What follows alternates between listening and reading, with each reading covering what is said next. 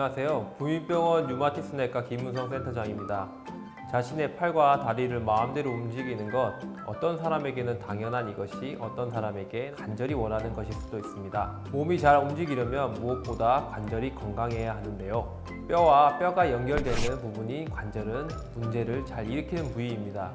오늘은 대표적인 관절염인 류마티스 관절염과 퇴행성 관절염의 차이에 대해 알려드리겠습니다.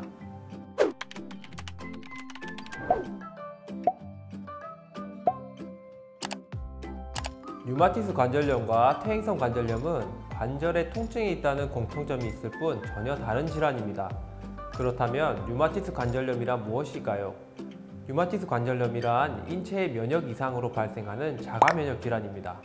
류마티스 관절염은 관절에 염증이 지속되면서 점차적으로 관절이 망가지는 자가 면역 질환인데요. 발병 원인은 명확하게 밝혀져 있지는 않지만 유전적인 요인과 환경적인 요인이 상호작용해서 발병하는 것으로 알려져 있습니다.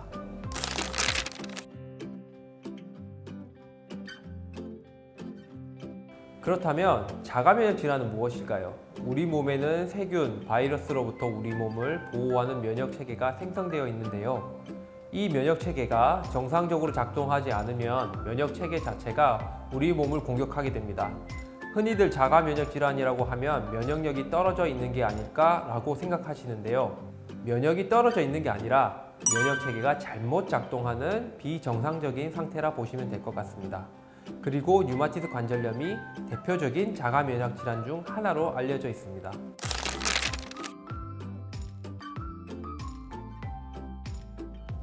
류마티스 관절염은 주로 손, 발 같은 작은 관절들에 자주 발생합니다. 작은 관절들에 염증이 생기면서 관절이 붓고 아픈 증상이 나타나게 됩니다.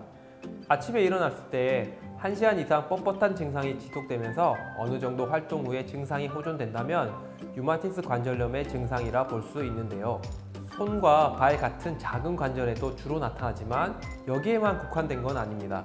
손목, 발목, 무릎, 어깨 등 전신에 걸쳐 발생할 수도 있죠.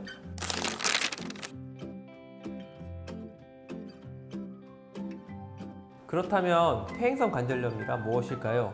퇴행성 관절염은 연골의 손상이 점진적으로 진행되는 경우나 퇴행성 변화로 인해 관절 주변의 근육과 인대가 약해지면서 기능이 저하되고 통증이 생기는 질환입니다. 주로 50대 이후의 노년층에서 발병하는데요. 하지만 외상을 입었거나 유전적 요인, 그 밖에 다양한 환경적 요인으로 인해 50세 이전에도 발병할 수 있습니다.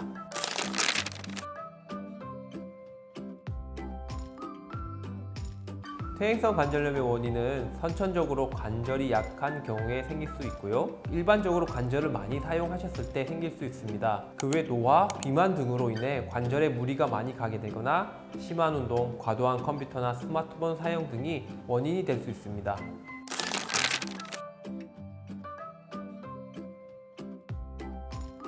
퇴행성 관절염은 관절 부위의 통증이 주 증상입니다. 초기에는 움직일 때 통증이 발생하지만 병이 진행되면 움직임과 상관없이 통증이 생길 수 있습니다.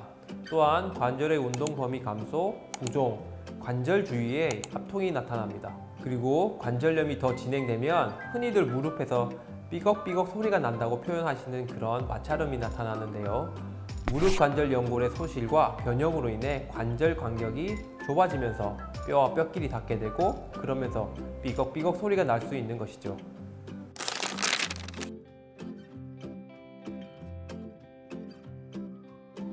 지금까지 류마티스 관절염과 퇴행성 관절염에 대해 각각 알아보았는데요.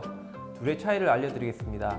예를 들어 손이 아플 때 류마티스 관절염인지 퇴행성 관절염인지 어떻게 구분할 수 있을까요? 먼저 두 질환은 근본적으로 큰 차이가 있습니다. 퇴행성 관절염은 노화로 인해 생기는 질환이고 류마티스 관절염은 자가 면역으로 인한 염증으로 발생하는 질환입니다. 두 질환의 증상이 발생하는 부위도 차이가 있는데요. 퇴행성 관절염 같은 경우에는 주로 많이 사용되는 관절에 통증이 발생하는 경우가 많습니다. 대표적으로 체중이 실리게 되는 무릎, 고관절, 그리고 손관절 중에는 끝 관절에 통증이 생깁니다. 반면에 류마티스 관절염 같은 경우에는 손끝 관절은 거의 발생하지 않습니다. 두 질환 모두 통증이 동반되는 것은 같지만 이러한 특성의 차이로 구분할 수 있습니다.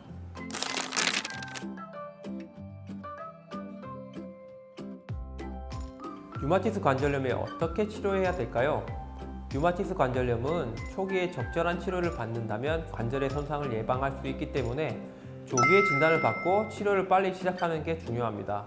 류마티스 관절염 진단 후에는 가장 먼저 항-류마티스 약제 치료에 들어가게 되는데요. 항-류마티스 약제로 조절되지 않는 경우에는 주사 치료를 시행하기도 하며 최근에는 경구용 소분자 억제제 치료를 시행하기도 합니다. 특히 류마티스 관절염 환자분들이 꼭 아셔야 하는 부분이 있는데요. 항-류마티스 약제가 효과를 발현하기까지 8주에서 12주까지 상당한 시간이 필요하다는 것입니다. 그렇기 때문에 인내를 가지고 꾸준한 약물 치료를 하는 것이 중요합니다.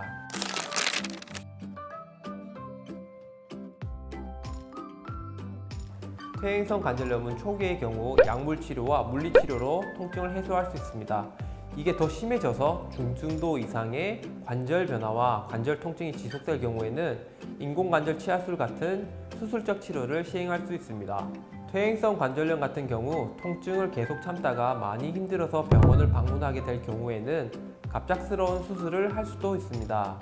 그렇기에 초기에 치료를 하시는 게 가장 빠르게 호전될 수 있는 방법입니다.